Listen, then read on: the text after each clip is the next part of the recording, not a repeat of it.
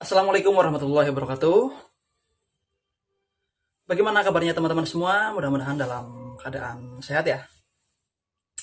Oke, kalian mungkin sudah tidak asing lagi dengan kata-kata LDR. Apa itu LDR? Nah, LDR adalah Long Distance Relationship. Artinya apa? Hubungan jarak jauh. Kalau kita ambil per kata, longnya jauh, distance adalah jarak, dan relationship adalah hubungan. Nah, relationship atau juga bisa disebut juga dengan relasi ya. Tadi artinya adalah hubungan. Nah, pada kesempatan kali ini kita akan membahas tentang relasi, yaitu relasi dan fungsi. Relasi dan fungsi sudah kita pelajari ya, sejak kelas 8 SMP. Masih ingat apa itu relasi? Ya seperti tadi, relasi adalah hubungan. Hubungan di sini yang kita maksud adalah hubungan dari daerah asal atau domain ya, dengan daerah kawannya atau kodomain. Nah, kemudian kalau fungsi itu apa? Sedangkan fungsi adalah sebuah relasi yang memasangkan tepat satu dari daerah asal ke daerah kawannya atau dari domain ke kodomain. Nah, nanti kita akan ingat-ingat lagi ya beberapa istilah. Di antaranya ada domain, kodomain, range, kemudian ada pemetaan, dan lain sebagainya. Oke, langsung saja kita masuk ke videonya. Untuk menyatakan sebuah relasi dan fungsi, nanti kita bisa menggunakan beberapa cara ya.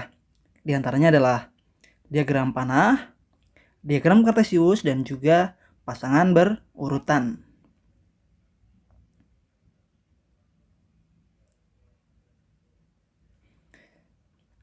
Nah, di sini ada dua buah diagram panah ya. Yang satunya merupakan fungsi, yang satunya bukan fungsi.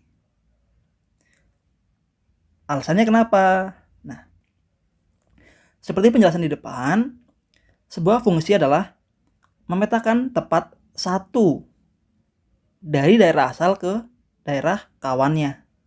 Nah, kalau yang pertama ini kan daerah asalnya semuanya satu ya, memetakan satu dari A ke E, B ke E, C-nya ke D. Nah, kalau yang kedua kenapa bukan?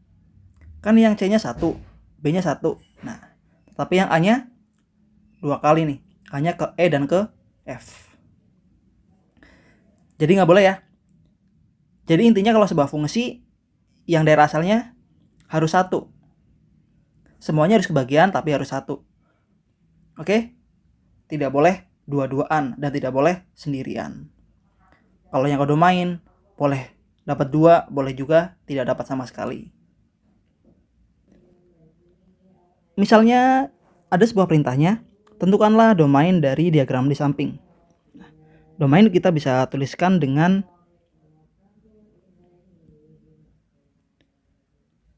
D F kecil ya, atau domain fungsinya. Nah, tulisnya pakai kurung kurawal ya. Nah, domain itu yang berapa saja? Domainnya itu A, B, dan C. A, B, dan C. Kodomainnya yang berapa? Nah, kodomain kita pakai huruf K ya. Kodomainnya yaitu daerah lawannya, yaitu D, E, dan F.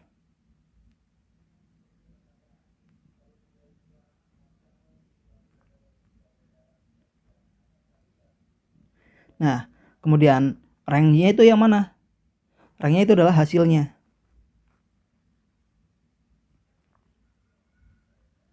Rank-nya itu yang tepat dari domain ke domain tapi yang punya pasangan, yaitu D dan E.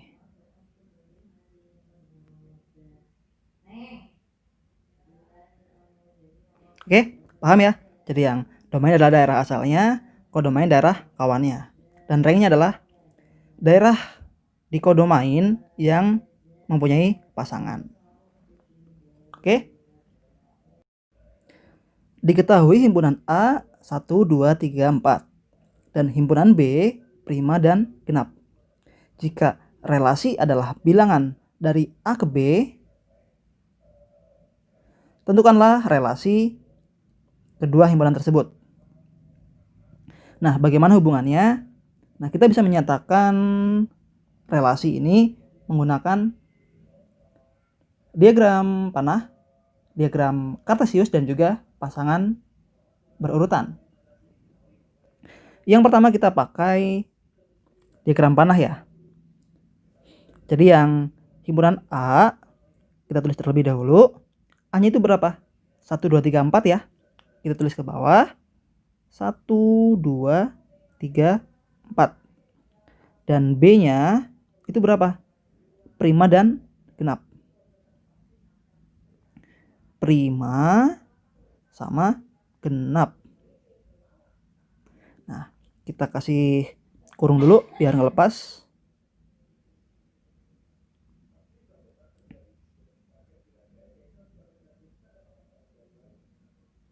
Nah, sekarang tinggal kita buat panahnya ya. Ini kan diagram panah. Tadi dari A ke B. Jadi kalau relasi itu A-nya itu apanya si B, itu kan ya. Tadi kan di sini terdapat kata-kata bilangan. Nah, jadi itu syaratnya bisa macam-macam. Bisa A itu kurang dari berapanya si B gitu.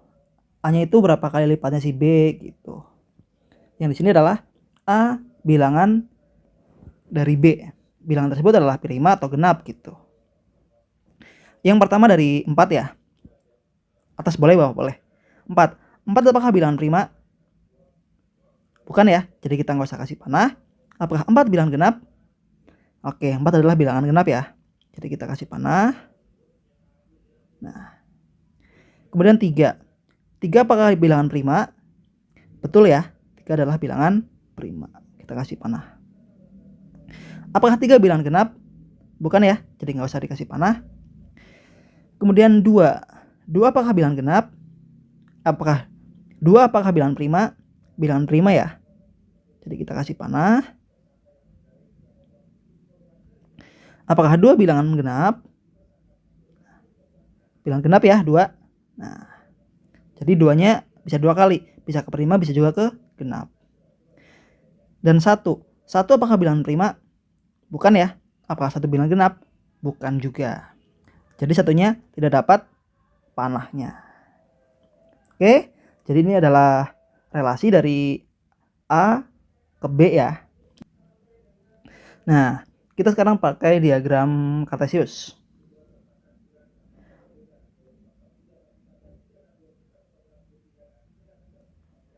Menentukan sebuah fungsi atau relasi jika menggunakan diagram kartesius,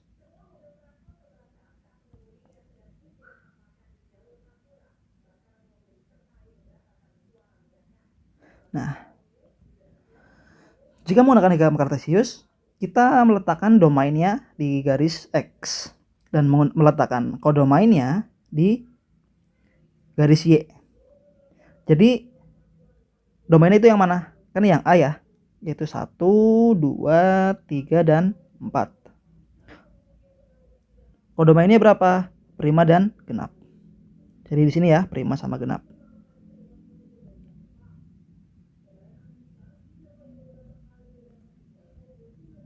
Nah, tinggal kita letakkan saja titik-titiknya. Apakah prima? Apakah 1 bilangan prima? Kan bukan. Jadi tidak usah dikasih titik. Apakah 1 bilangan genap? Juga bukan ya. Nah, kemudian 2. 2 apakah bilangan prima? Prima ya. Jadi kita kasih titik di sini. Nah, atau misalnya kita kasih garis bantu. Jadinya seperti ini. Nah, kemudian apakah 2 bilangan genap? Betul juga ya. Jadi kita kasih titik juga. Pertemuan antara genap dengan 2. Nah, kan ketemunya di sini. Nah, selanjutnya 3. 3 kan tadi bilangan apa? Bilangan prima ya. Jadi kita kasih titik temunya di sini. 3 genap bukan. Kalau 4 baru bilangan genap. Jadi titiknya di sini ya.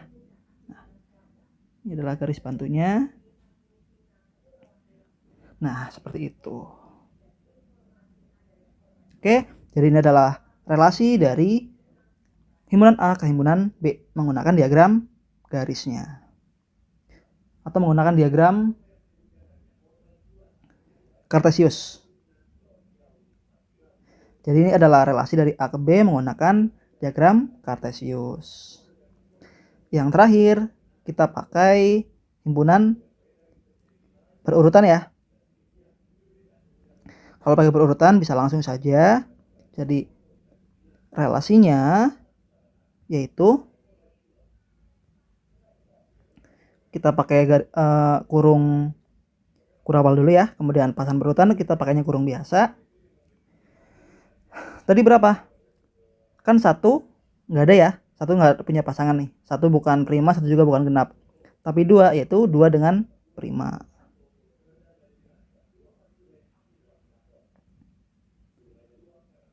Dua prima, kurangin dulu. Kemudian juga dua genap. Kita kurangin dulu. Kemudian apa lagi? 3 prima dan 4 genap. 3 prima, 4 genap. Nah, tutup kurung kurawalnya. Bisa ya menentukan relasinya menggunakan diagram panah, diagram Kartesius, dan juga pasangan berurutan. Nah, ini ada sebuah contoh lagi ya. Ini ada himpunan A dan himpunan B. Ini B-nya harusnya kapital. Nah, jika R relasi dari A ke B merupakan relasi kelipatan dari. Nyatakanlah R dengan diagram panah dan himpunan pasangan berurutan. Jadi kalau diagram panah seperti tadi ya. Ini yang A kita buat dulu, itu 3, 4, 6.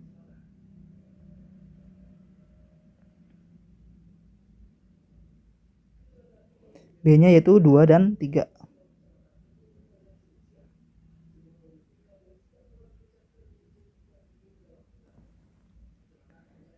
Tadi syaratnya apa? Atau relasinya? Kelipatan dari ya. Nah, A itu kelipatan dari B. Nah, jadi kira-kira gimana? Apakah 3 kelipatan dari 2? Bukan ya. Tapi 3 kelipatan dari 3. Kelipatan berapa kali? Kelipatan 1 kalinya. Kemudian 4. 4 apakah kelipatan dari 2? Betul ya. Berapa kali lipat? 2 kali lipat. Nah, 4 kelipatan dari 3? Bukan ya. Kemudian 6. Apakah 6 kelipatan dari 2? Betul ya. Berapa kali lipat? 3 kali lipat. Apakah 6 kelipatan dari 3? Betul ya. Berapa kali lipat? Ratusan. Bukan ya. 2 kali lipatnya. Dan kalau menggunakan pasangan berurutan gimana? Ya langsung saja. Berarti kan pasangannya tadi 3 dengan 3, 4 dengan 2, 6 dengan 2, dan 6 dengan 3. Jadi R-nya sama dengan kurung kurawal. Pasangan berurutannya pakai kurung biasa. 3,3. Kemudian 4,2. Berapa lagi? 6,2 dan 6,3. Bisa ya? Oke. Coba kalian coba sendiri menggunakan diagram Kartesius. Nah, kita lanjut ke fungsi ya. Fungsi merupakan relasi yang memasangkan tiap anggota himpunan daerah asal tepat satu ke himpunan daerah kawannya. Di sini ada 4. Mana saja yang merupakan fungsi, mana yang merupakan hanya relasi. Jadi kalau sebuah fungsi udah pasti relasi, tapi kalau relasi belum tentu fungsi. Yang A apakah merupakan fungsi? Oke, jadi A-nya kita lihat domainnya ya. A-nya punya pasangan 1, A2-nya juga 1, A3-nya juga 1. Jadi yang pertama merupakan fungsi. Kalau yang B, A1 ke B2, A2 ke B1, A3 ke B2. Oke. Jadi yang kita lihat adalah domainnya hanya memiliki satu pasangan. Berarti merupakan fungsi. Kenapa ini B3-nya nggak punya pasangan? Ya nggak apa-apa. Belum jodoh kali ya. Asik. Nah, untuk yang C, apakah merupakan fungsi? A1-nya punya satu, benar. A2-nya juga punya satu. Tapi yang A3-nya nih belum punya pasangan. Jadi bukan merupakan fungsi. Kayak siapa? Ayo ngaku. Oke, yang selanjutnya yang D. D-nya A-nya A1 ke B2, A2-nya ke B1. Tapi ini A2-nya juga ke B3. Nih punya 2. Nah, jadi bukan merupakan fungsi ya. Nah, kalau fungsi itu domainnya tidak boleh maruk. Harus punya 1. Bisa ya membedakan antara yang fungsi dengan yang bukan fungsi untuk diagram panahnya. Coba kita bandingkan yang diagram Cartesiusnya.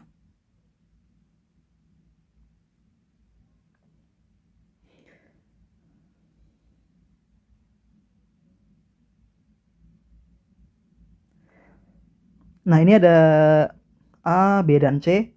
Manakah yang merupakan fungsi, mana yang bukan fungsi? Ingat-ingat ya, kalau diagram Cartesius, yang X-nya kita jadikan domain, yang Y-nya kodomainnya. Yang A ini kan kita lihat X-nya atau domainnya. X-nya itu yang 5-nya bener ya, 1. Tapi yang 4-nya, 4 ini kan X-nya. Punya 2 nih. Ya kan? Di 42 dan 43. Nah, si A ini yang angka 4-nya ini punya 2 pasangan, yaitu 4 ke 2 sama 4 ke 3. Jadi bukan merupakan fungsi. Yang C, yang 5-nya benar, 4-nya juga benar punya 1. Tapi yang 2-nya punya berapa nih? Punya 3 ya, 1, 2, 3. Jadi bukan fungsi. Tapi yang B, ini kan 5-nya punya 1, 4-nya punya 1, 3-nya 1, 2-nya 1, 1-nya juga 1. Nah, ini kan ada yang berjajaran gimana? Nggak apa-apa. Ini kan yang berjajaran adalah kodomainnya. Yang domainnya tidak ada yang berjajaran. Jadi ini merupakan sebuah fungsi. Bisa ya membedakan sebuah fungsi dan bukan fungsi pada diagram Cartesius. Oke, perhatikan gambar berikut ini ya. Ini adalah sebuah input, yaitu X kita input, kita masukkan, kita proses, dan nanti akan mengeluarkan sebuah output, yaitu Y. Yaitu Y sama dengan Fx. Jadi anggota sebuah domain kita masukkan, kita kasih fungsi, nanti akan menghasilkan sebuah output yang baru, jadinya Y sama dengan Fx. Nah, untuk penulisannya, oke, jadi Y sama dengan Fx. Nah, X-nya bisa disebut juga dengan pengubah bebas atau independent variable. Dan Y-nya merupakan pengubah terikat atau dependent variable. Dan Fx-nya merupakan suatu rumusannya. Nilai Y tergantung pada nilai X. Dan sebagai pengubah bebas, X dapat diberi suatu nilai asal nilai tersebut merupakan anggota domainnya. Oke, ini contohnya ya. Diketahui fungsi Fx sama dengan 5x plus 3. Tentukanlah yang A F4, yang B Fk, yang C Fx plus 1, dan D-nya Fx kuadrat. Nah, tadi kan Fx sama dengan Y ya. Nilai Y ini tergantung pada nilai X-nya ini. X-nya ini kan kita akan ubah menjadi 4. X-nya kita ganti dengan K, X-nya kita ganti dengan X plus 1, dan X-nya kita ganti dengan X kuadrat. Maka gimana? Ya langsung saja kita masukkan. Jadi untuk yang A, Jadi F4 yang F4 ya sama dengan ini kan 5x plus 3. Nah, jadi 5 X-nya ini kita ganti dengan 4. Jadi 5 dikali 4 ditambah 3. Jadinya berapa? 5 kali 4 20. 20 tambah 3 jadi 23. Bisa ya? Untuk yang B yaitu FK ya. FK. Jadi sama aja. Yang X-nya kita ganti dengan K. Jadi 5 dikali K ditambah 3. Jadinya berapa? 5 kali K. Berapa ayo? Ya 5K. Kan K-nya nggak ada angkanya. Kemudian ditambah 3. Jadi Fx sama dengan 5x plus 3. Jika kita ganti dengan Fk, jadinya apa? 5K plus 3. Untuk yang C, kita ganti dengan X plus 1. F X plus 1 sama dengan 5-nya tetap ya. X-nya kita ganti dengan X plus 1. Ditambah 3. Jadinya gimana? Kita kali silangkan. 5 kali X yaitu 5X. 5 kali 1 yaitu 5. Kemudian ditambah 3. Jadinya berapa? Ya 5X plus 5 tambah 3 yaitu 8. Oke. Jadi hasilnya adalah 5X plus 8. Dan yang D-nya kita ganti dengan apa ini? X kuadrat ya. Jadi Fx kuadrat sama dengan 5X plus 3. Jadinya 5 X-nya diganti dengan X kuadrat ditambah 3.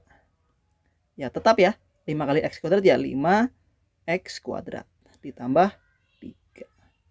Seperti itu. Bisa ya? Jadi tinggal diganti aja nih.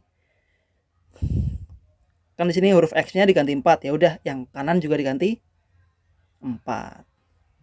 Yang kiri diganti K, yang kanan juga diganti K. Gitu aja. Oke? Coba kita masuk ke contoh yang selanjutnya. Jika Gx sama dengan 2 log X plus 1, tentukanlah G5 plus G11 min G8. Caranya masih sama ya. Kan udah belajar juga tentang logaritma ya di matematika peminatan. Jadi langsung saja. Ini kan G5, jadi yang di kanan kita ganti 5. Kalau G-nya 11, kita ganti 11. G-nya 8, kita ganti dengan 8. Nah, jadinya kan G5 plus G11 min G8. G5-nya, yang X-nya kita ganti dengan 5. Berarti kita tulis semuanya nih. 2 log 5 plus 1, begitu. Jadinya, yang G5, 2 log X-nya kita ganti dengan 5. Jadi 5 plus 1. Kemudian yang G11 juga sama ya. Kita tambah. Kita tulis juga 2 log gitu. X-nya kita ganti dengan berapa? 11 ya. 11 plus 1. Plus 1-nya dari mana? Ya dari ini ya. Tetap satunya itu tetap ngikut. Dikurangi G8.